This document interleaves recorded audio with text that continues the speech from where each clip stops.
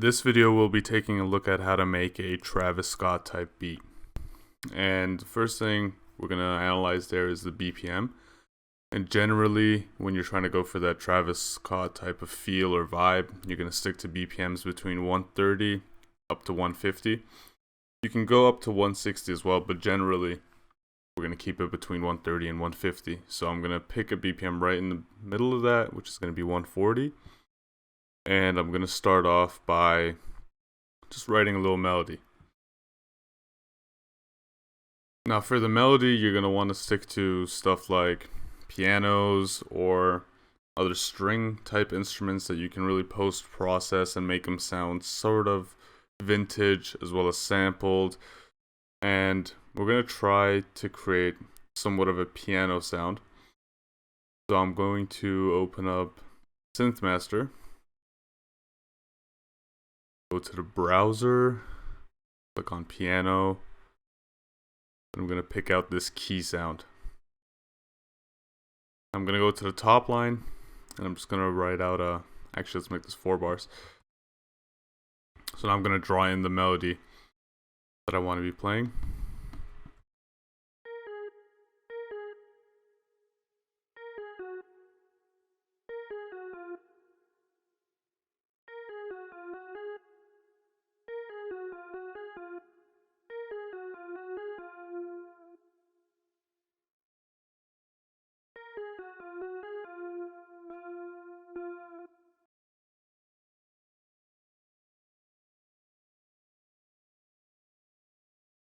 Get this over to B and bring this on A sharp. I may already have some pitch bending here, yeah. So this is going to be the basic top line of the melody we're going to be playing. Actually, let me turn this up.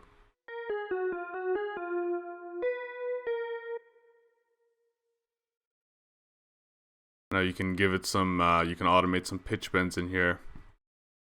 Make it sound a little bit better, give some variance and some movement to your melody.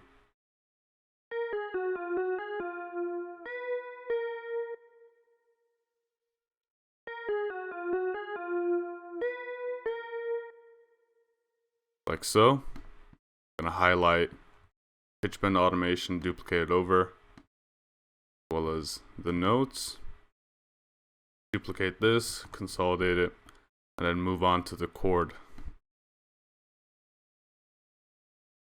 I'm also going to be using SynthMaster for this. Head over to the browser, hit piano.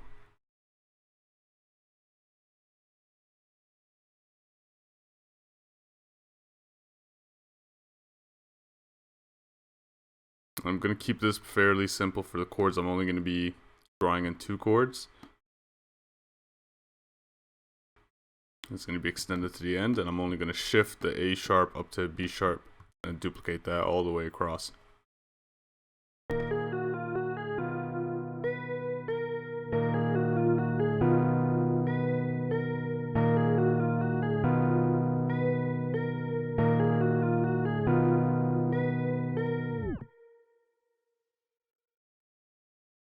I'm going to solo out the group, and 2 effects that you can apply to any synth group, any VST or anything you have going on that's playing a melody, and you want to make it sound a little bit more sampled, vintage. You can apply 2 things. You can apply a light chorus as well as the iZotope vinyl preset, plugin, the iZotope vinyl plugin. I'm going to turn the rotations per minute up to 78, and the warp depth just around 50.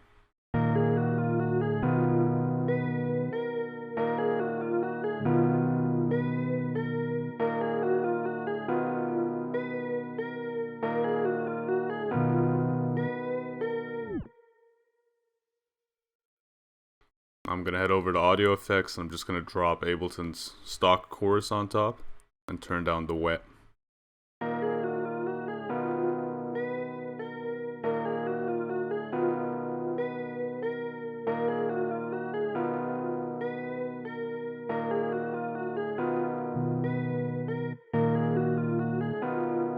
As you can see, the year knob here just acts as a bandwidth filter, so to speak. It removes some of the highs and some of the lows, and the further back in time you go, the tighter the bandwidth. So the more low end and high end frequencies you're emitting from your VST group or channel if you've applied it to just one channel. I also have a rendered out little piano that I also post-process that I'm going to have playing with this just to make it sound fuller and come across better.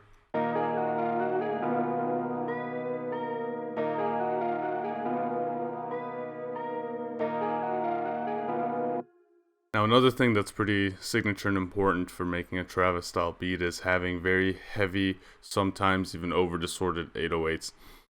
And for this, I've selected two 808s. One is from the Metro Dark Magic sampler, I guess, so to speak, which as you can see just has a whole lot of 808s preloaded in there and ready to go. And for arrangement, I have the melody playing for 8 bars at first, and then 8 bars of it with the heavy 808 kicking in, and after that it drops, which we'll get into as well. So I'm gonna unsolo all of this. Again, I also have some effects, some risers and stuff that I've dropped in here.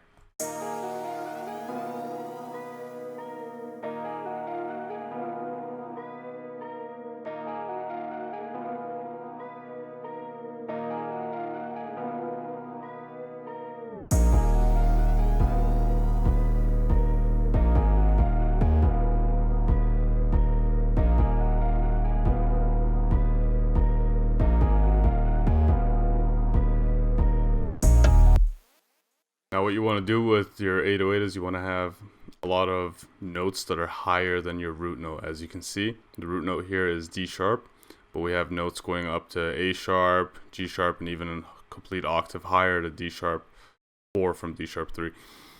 And you want to have these typically hitting in at the beginning, like the first note is going to be this, or is going to be higher, or you can have the last notes placed at a higher spot. Okay, so the next thing we're going to do is we're going to get our kick, hats, and such in order. I'm just going to copy and paste the MIDI of our 808 into the kick, just because the kick is hitting at the exact same time the 808 is. So I'm going to bring down all these notes and just paste them where the 808 is hitting.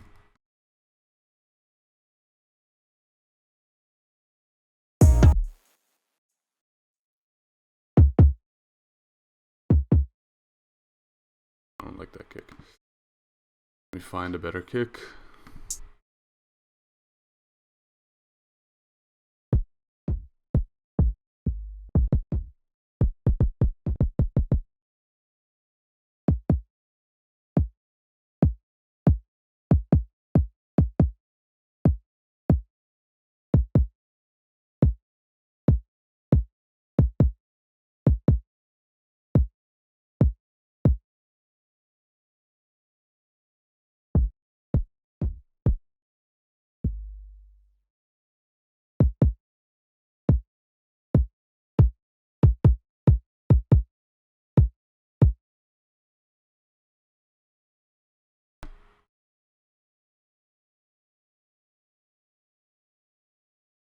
Gonna apply a sidechain compression for 808s so it ducks when the kick hits.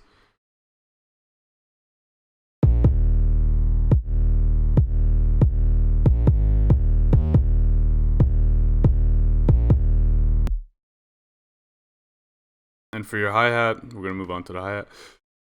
Next thing we're gonna have a look at is the hi-hat.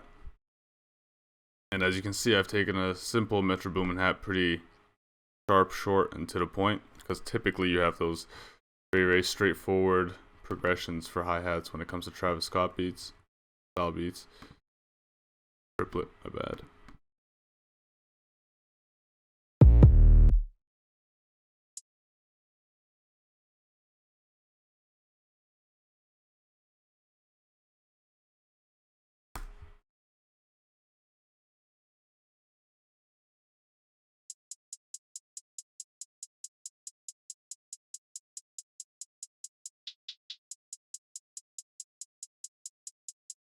This is the type of progression you typically have with Travis Scott style hats. Very simple. I'm using the same hat twice. One is going to be the main hat progression, which is like this. Very simple and straightforward. And the second one is going to be editing in either a roll before a snare or at the end of the beat. Try one out here.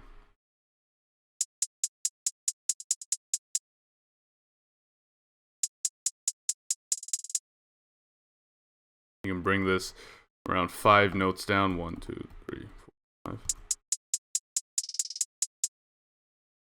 And it gives you that kind of underwater hat effect that Travis Scott or Travis Scott style beats also use quite often.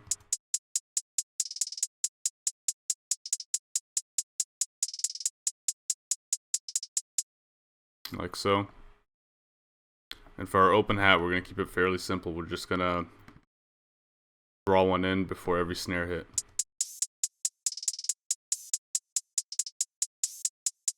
If you're wondering why it's going up or down, it's because I've already automated the pitch bend on the hats. One more thing we're going to look at is our percussion. And I've dropped this. It's pretty standard and straightforward for the percussion in terms of rhythm.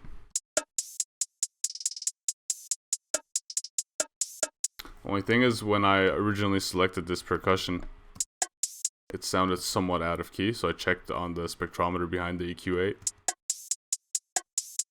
As you can see, it's hitting the F sharp key, so what I did is I shifted it down to bring it into the root note of D sharp. F, E, sharp. Like so. And we're going to duplicate this across. Same with these. And also don't forget to automate a little frequency shift right before the beat drops, so you have some sort of a tape stop effect, and yeah, that's what it sounds like.